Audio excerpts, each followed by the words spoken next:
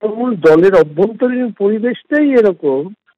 এখানে দুর্নীতির বাস্তুতন্ত্রের সাথে যুক্ত যারা, তারা স্বাভাবিকভাবে বিভিন্ন সময় সে ইডিআই হোক, সে সিবিআই হোক, তাদের দ্বারা বিভিন্ন সময় কল ফর হচ্ছে। দুর্ভাগ্যজনকভাবে হচ্ছে এরা হচ্ছে শাসক, আর শাসকের এই কুকীর্তি বা কীর্তি আপনি যাই বলুন না কেন, এর একটা সরাসরি প্রভাব পড়ছে সমাজে।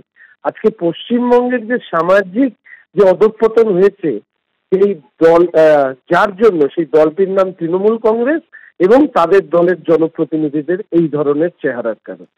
বেটিং অ্যাপ মামলায় মিমি চক্রবর্তী প্রাক্তন তৃণমূল সাংসদ অভিনেত্রী মিমি চক্রবর্তীকে ডেকে পাঠিয়েছে ইডি। তাকে হাজিরা দিতে হবে। আপনাদের জানাবো যে এবার অভিনেত্রী ও যাদবপুরের প্রাক্তন তৃণমূল সাংসদ মিমি চক্রবর্তী বেটিং অ্যাপ মামলায় জিজ্ঞাসাবাদের জন্য ইডির সমন পেয়েছেন। 15ই সেপ্টেম্বর মিমি চক্রবর্তীকে জিজ্ঞাসাবাদের জন্য ডেকে পাঠিয়েছেন ইডির এনফোর্সমেন্ট ডিরেক্টরেটের আধিকারিকরা। 16ই সেপ্টেম্বর অভিনেত্রী উর্বশী রৌতেলাকে জিজ্ঞাসাবাদের জন্য তলব ইডির। দিল্লির সদর দপ্তরে মিমি উর্বশীকে তলব ইডির, এমনটাই সূত্রের খবর। বেটিং অ্যাপ মামলায় এর আগে অভিনেতা অঙ্কুশকে তলব করেছিল ইডি। অভিনেতা অঙ্কুশ হাজরাকে তলব করেছিল ইডি বেটিং অ্যাপ মামলায় এর আগে।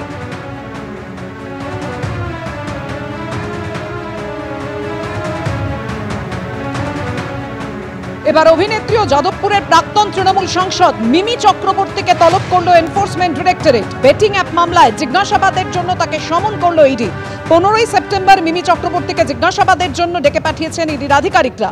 16ই সেপ্টেম্বর অভিনেত্রী উর্বশী রৌতেলাকে তলব করা হয়েছে দিল্লির সদর দফতরে। অর্থাৎ কালকেই মিমি চক্রবর্তীকে জিজ্ঞাসাবাদের জন্য ডেকে পাঠিয়েছে ইডি। কাল যাদবপুরের প্রাক্তন তৃণমূল সাংসদকে তলব ইডির।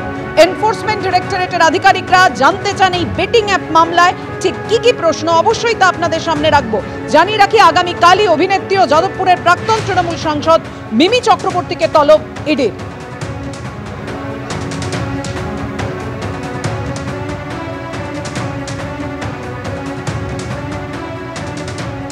কথা বলবো, আমাদের সঙ্গে রয়েছে টেলিফোনে আমাদের প্রতিনিধि मनोज वर्मा। मनोज जी, इस बारे में आपके पास ताजा जानकारी क्या है?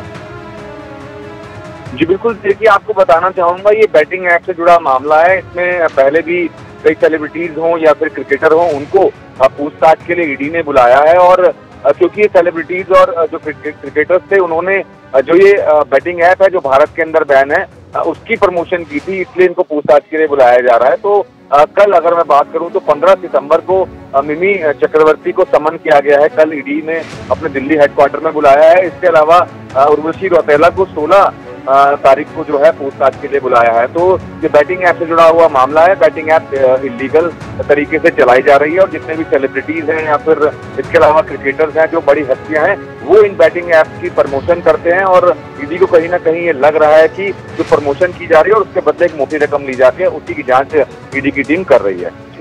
इस तमाम जानकारी के लिए आपको शुक्रिया।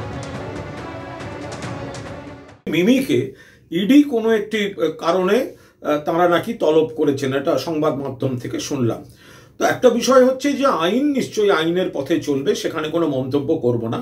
কেন ডেকেছেন, তাতে কি হবে, এগুলো তো মিমি বলতে পারবেন বা তার আইনজীবীরা। কিন্তু দূর থেকে এটুকু বলতে পারি যে এই বিজেপি তাদের কালিমালিপ্ত করতে নানা ধরনের এই সংগঠন, গণসংগঠন, এগুলোকে এখন কাজে লাগাচ্ছে। তো এইটুকু বলতে পারি যে এই রক্তবীজ 2 তার মুক্তি পাওয়ার মুখে মিমিকে একটা ভালো পাবলিসিটির ব্যবস্থা করে দিয়েছে ইডি। দুদিন বাদে দেখা যাবে মিমি নির্দোষ। এই তো রক্তবীজ 2 প্রমোশন, ইডি তো হেল্প করে দিল।